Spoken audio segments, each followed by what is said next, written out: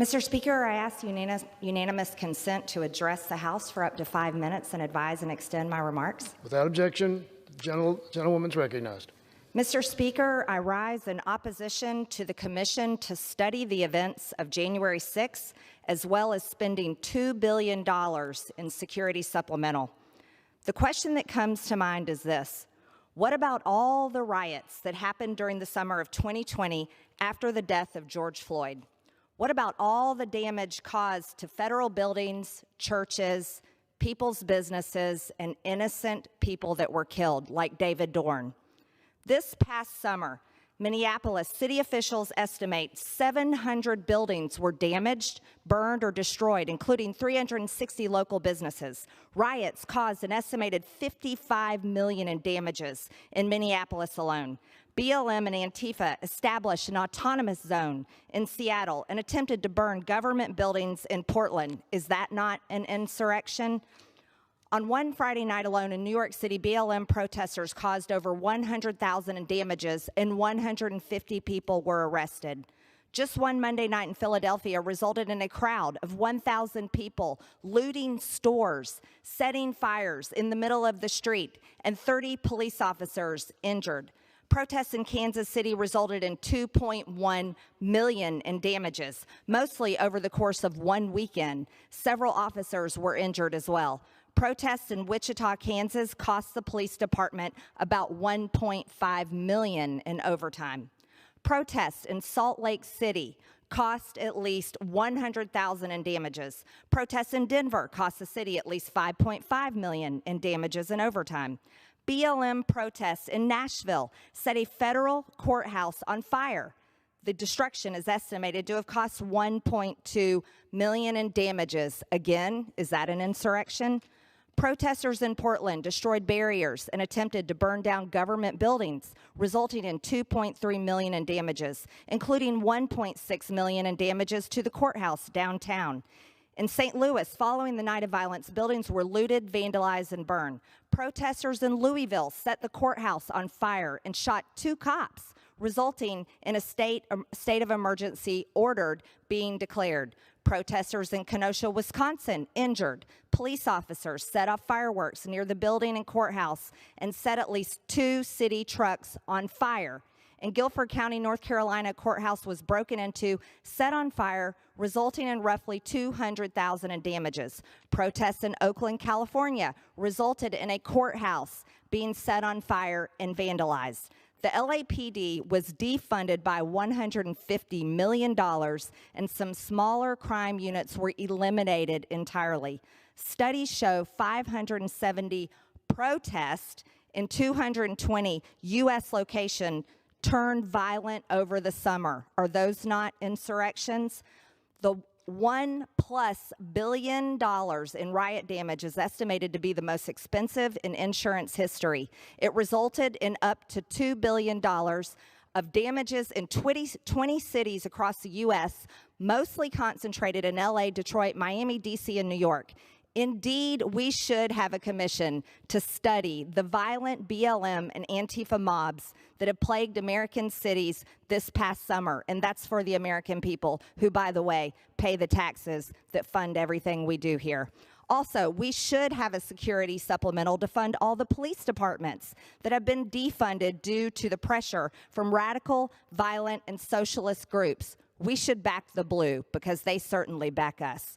Also, while it's catch and release for domestic terrorists, Antifa, BLM, the people who breached the Capitol on January 6th are being abused, some even being held for 23 hours a day in solitary confinement.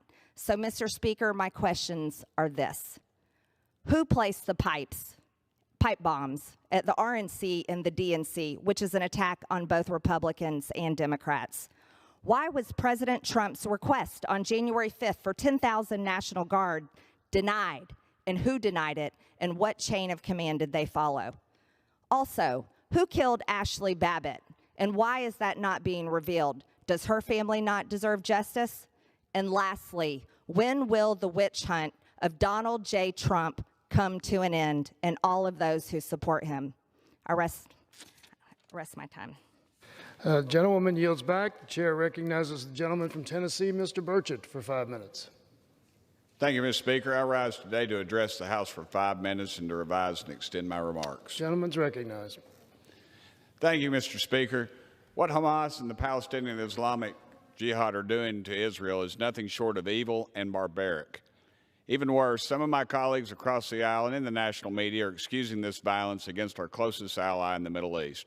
It is a fact that Hamas and the PIJ if they were to lay down their weapons, there would be peace. But if the Israelis laid down theirs, they would be exterminated.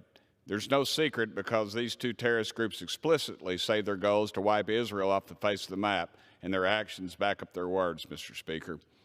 I think a history lesson in global current affairs update is in order for the members of Congress and media organizations taking the side of terrorists intent on exterminating Israel and the entire Jewish population.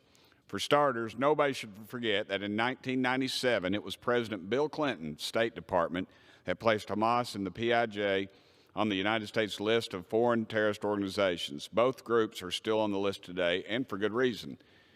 Israel removed their forces from the Gaza Strip in 2005, but in 2007, Hamas violently forced out Fatah in its rival Palestinian faction and consolidated its control of the entire Gaza Strip. A terrorist organization controlling territory within mere miles of the Jewish communities leaves Israeli civilians vulnerable to violent attacks, Mr. Speaker. Israel's military blockade protects its rightful homeland from infiltration by radical jihadi terrorists. The blockade is important for preventing the transfer of weapons from the Iranian Revolutionary Guard, which gives support to Hamas and PIJ. God only knows the devastation recent missile attacks would have inflicted on the Iranians if they were able to smuggle guided missiles into the Gaza Strip. Despite the blockade, Hamas and PIJ still construct their terror tunnels and manufacture their rockets with dual-use materials like concrete, steel, chemicals, fuel, and explosives, and many other things. These materials, which the Israelis allow to pass through their blockade, are meant for infrastructure in Gaza, only to wind up confiscated by the terrorists for their horrific attacks, Mr. Speaker. And if anybody questions the existence of the tunnels for their use, I recommend they go on the next Kodel to Israel to see for themselves. I've been there and stood in them, and they are, in fact, 100% real. This is a dilemma for Israel. They want to improve civilian life in Gaza by letting these important materials pass through its blockade, but they also know their enemies will steal these materials and try to harm Israelis.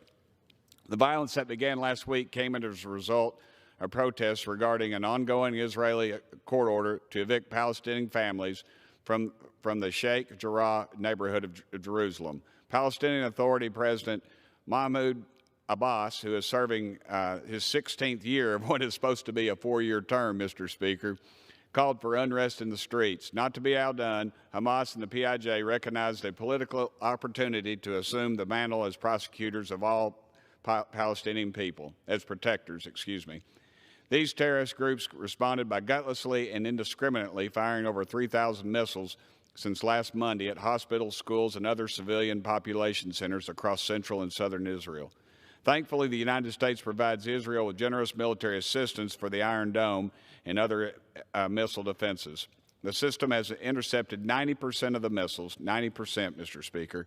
However, there have been 10 Israelis killed, including 2 children. Israel has the right to defend itself from unprovoked terrorist attacks from Hamas, PIJ, and anybody else. The Israelis responded forcefully, actively trying to limit civilian casualties by calling residents in targeted buildings and employing the knock-on-the-roof warnings. This is a courtesy terror groups like Hamas and PIJ do not and will never return. Without these important measures, Mr. Speaker, hundreds more Palestinian civilians would be dead because Hamas and PIJ use commercial and residential buildings to house their military operations and ammunition depots. This disgusting tactic is the reason why the Palestinian death toll is higher and why the lives of dozens of innocent Palestinian children have been lost. These terror groups are more than willing to use their own power and their own people as human shields for the sake of vilifying Israel. And unfortunately, the most radical members of Congress and the American mainstream media have bought this narrative hook, line, and sinker, Mr. Speaker. Hamas and the PIJ are no friends of ours and want the same fate for Israel that so many terrorists want for the United States. the complete and total destruction of democracy. If you are going to blame Israel alone for the recent violence, you are being nothing more than a useful idiot and a publicity tool for the two terrorist organizations. Thank you, Mr. Speaker, and I yield back the remainder of my time. Gentlemen.